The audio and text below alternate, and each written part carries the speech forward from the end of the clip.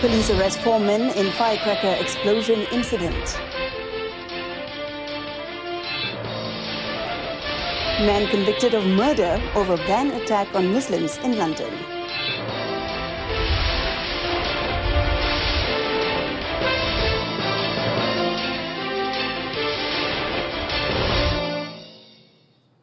Hello and good afternoon. I'm Mohana Priya. Welcome to News on 2. Police have arrested 4 men to facilitate investigation into the firecracker explosion incident during a Thaipusam celebration at a temple in Jalan Kuala Ketil, Sungai Petani, Kedah last night. Kuala Muda District Police Chief ACP Saifi Abdul Hamid said 26 people, including a policeman, were injured in the incident. ACP Saifi said preliminary investigation found no element of mischief in the incident. He added that the case is being investigated under Section 324 of the Penal Code for voluntarily causing hurt by dangerous means. According to ACP Saifi, several individuals were believed to have lighted the fireworks at 8:40 p.m., of which 3 of them exploded in the air while another at the temple. He added the victims, 14 men and 12 women, aged between 5 and 59, were sent to the Sultan Abdul Halim Hospital in Sungai Petani, Kedah. The injured policeman, who was on duty at the scene, was given outpatient treatment at the hospital.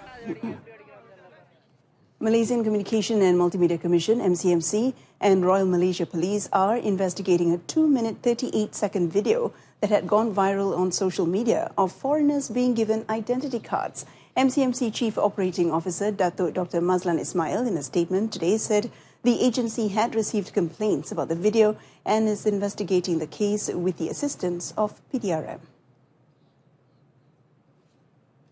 Dr. Mazlan said MCMC took the matter seriously and would take action against the culprits. He added that transmitting any communication deemed vexatious to others is an offence under Section 233 of the Communications and Multimedia Act 1998. Dr. Mazlan also cautioned the public against sharing, circulating or uploading any form of content from the internet that had not been verified. Meanwhile, the portal sebenarnya.my, set up by the Malaysian Communication and Multimedia Commission last year, managed to tackle many fake news spread through social media, SMS or videos. Kedah MCMC Chief Muhammad Faisal Azizan said in Kedah alone, over 1,000 news were submitted by the public for verification. Nasihat pada orang ramai mudah. Seperti juga tagline iaitu tak pasti jangan kongsi. Setiap berita yang kita terima perlu diperiksa terlebih dahulu sebelum kita menyebarkannya. Kerana jika kita menyebarkannya tanpa usul periksa, kita juga akan terlibat dalam kitaran fitnah berita-berita palsu.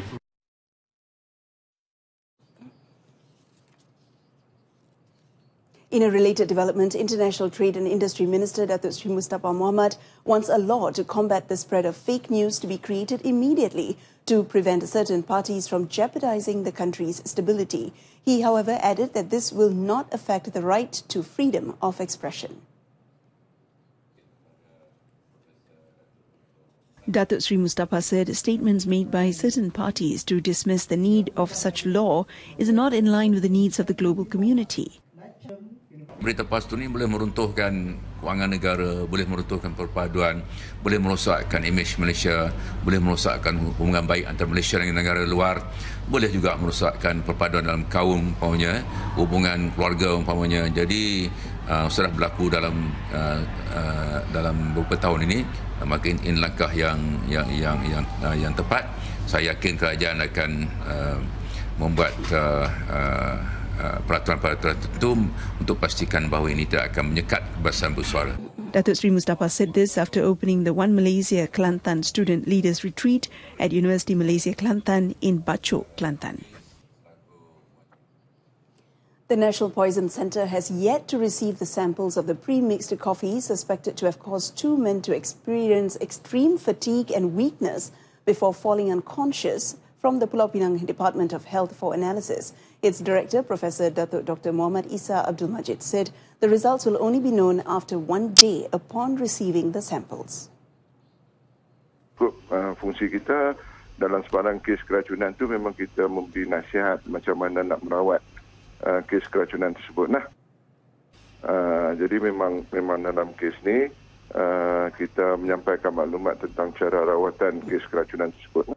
5 people were brought into hospital Pulau Pinang between January 27th to 30th after drinking the coffee mix, with 2 still receiving treatment. They complained of symptoms like severe fatigue and dizziness. The 6th victim of rabies in Sarawak, who was admitted to the Sarawak General Hospital in Kuching since August last year, was discharged on Wednesday. The Deputy Health Minister, Datuk Seri Dr. Hilmi Yahya, however, said the 7-year-old boy from Kampung Kuala, Serian, was still bedridden. Speaking to reporters after attending a meeting with the members of Sarawak Hospital's Board of Visitors and Health Clinic Advisory Panels in Kuching, Datuk Seri Dr. Hilmi said as of yesterday, the number of rabies cases reported in the state remained 7. He added that 5 of the victims have died. 1 has been allowed to return home, and the 7th victim, a 59-year-old man from Jalan Batu Kawamatang, Kuching, is still receiving treatment at the hospital. As of yesterday, 29 rabies-positive areas have been declared in Kuching, Serian, Samarahan, Sri Aman and Sarikei. To date, a total of 6,300 dog bite cases were recorded in rabies-infected areas across the state.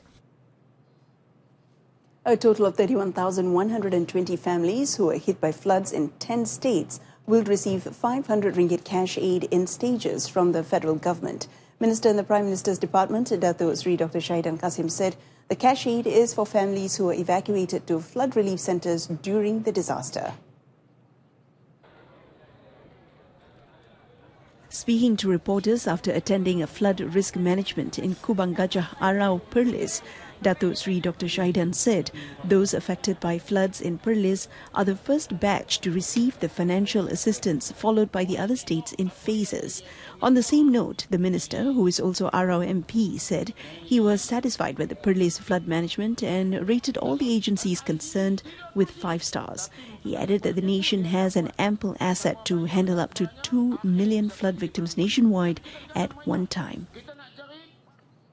The mission and vision to produce individuals who are competitive and with noble values can be achieved if the society is willing to change their mindset.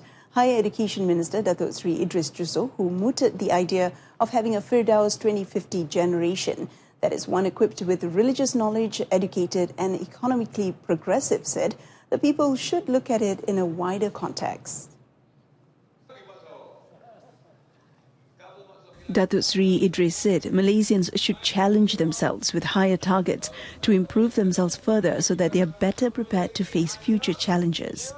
Malaysia keseluruhannya perlu diberi inspirasi.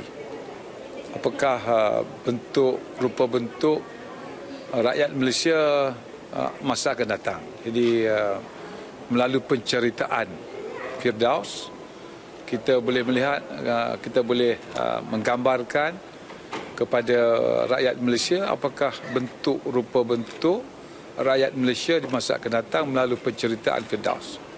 To ensure success of the program, the minister also expressed the need for cooperation from all quarters, including army veterans and pensioners. He said this to reporters at a media conference after launching the Terengganu state-level Gelombang Firdaus 2050 program in Kuala Terengganu. A 67-year-old lorry driver was killed after he was flung out of his vehicle at the Bakun-Bintulu junction in Bintulu, Sarawak, early this morning. In the 1:35 a.m. incident, Pang Chang Piao's vehicle crashed into a stationary lorry that was parked at the side of the road. State Fire and Rescue Department Assistant Operations Director Thiong Ling Hee said the victim was pinned under his vehicle after he was flung out of the windscreen. He said 5 firemen from the Samalaju fire station were rushed to the scene after receiving a report on the incident at 1:41 a.m. Thiong said firemen used an airlifting bag and rescue tool to extricate the victim, adding that Pang died on the spot. Coming up, Perlis to become the largest fig producer in Southeast Asia.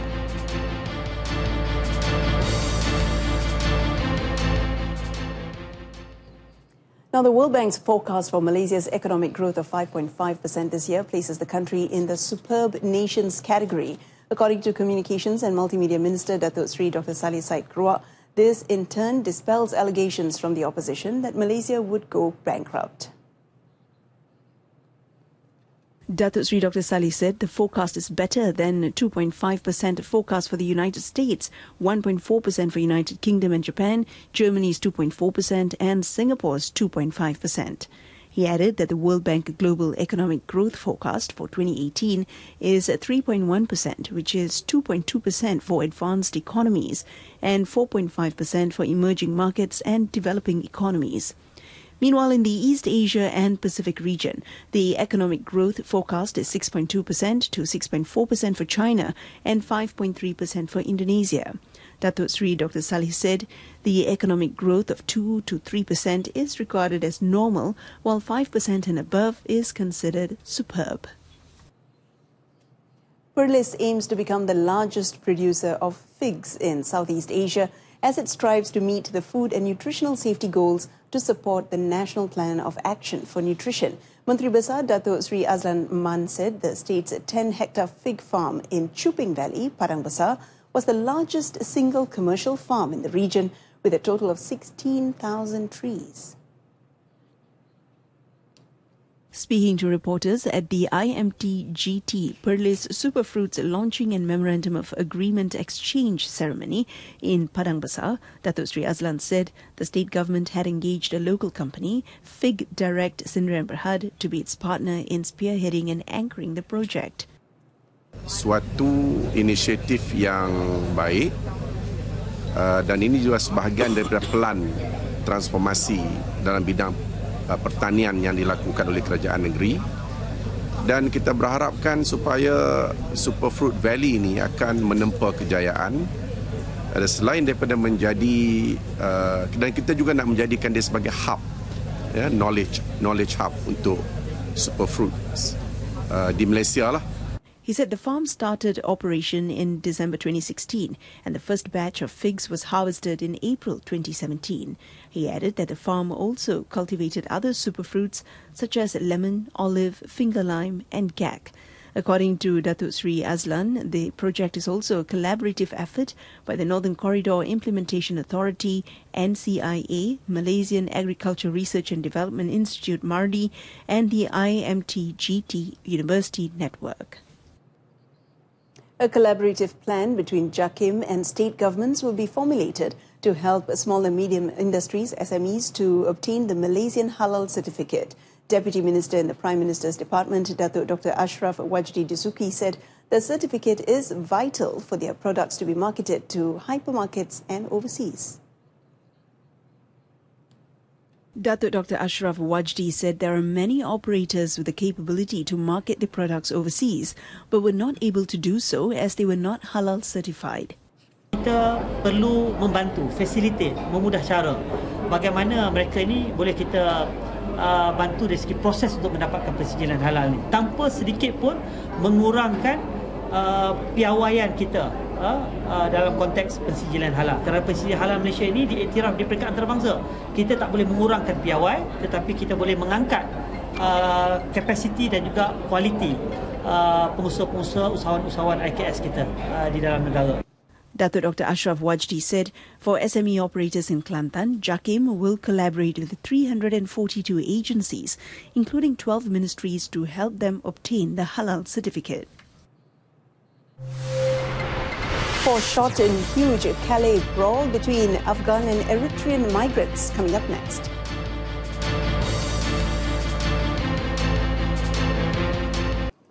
UiTM FC made a flying start to their Premier League campaign after defeating Pulau Pinang 3-1 in the league's opening match at the UiTM Stadium in Shah Alam, Selangor last night.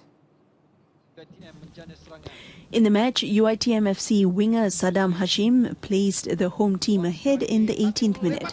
Pulau Pinang had numerous chances in the first half, but was unable to find the necessary equaliser as the 1-0 score remained until the end of the half. Zainal Abidin Hassan's charges raised the tempo in the second half, and Pulau Pinang eventually managed to equalise in the 75th minute through Danish import Ken Ilso Larsen. It looked like the match would end in a stalemate, but UiTM had other ideas. UiTM FC added 2 other goals through their import players, namely Lucas Ramon Piu in the 85th minute and Bakari Dao in injury time to seal the win for the home side. Malaysia scored the winner with less than 3 seconds left on the clock as they beat Southeast Asian rivals Vietnam 2-1 in their opening match of the AFC Futsal Championship 2018 on Thursday. Both teams were locked in an intense battle early on with clear-cut openings a rarity. Vietnam eventually took the lead a minute before half-time when Truong Luan's pass found the Vu Duc Tung Hu's shot on the turn found the bottom right corner on the net. Malaysia found an equaliser hard to come by and eventually sent their goalkeeper Khairul Effendi forward in attack. The strategy paid dividends with 5 minutes left to play when Khairul Effendi's pinpoint pass found Muhammad Awaluddin Nawi in the box for an easy tap and that levelled the score. Just when a draw looked to be the outcome, Awaluddin scored his second after Vietnam goalkeeper Din Thuan failed to hold on to a shot. Malaysia fighting back to win 2-1. Vietnam will face Bahrain tomorrow, while Malaysia will meet hosts Chinese Taipei later in the day. That concludes this afternoon's edition of News on 2. In our top story today, man convicted of murder over van attack on Muslims in London. Join us again at 7 tonight for more updates. Until then, I'm Mohana Priya. Thanks for watching.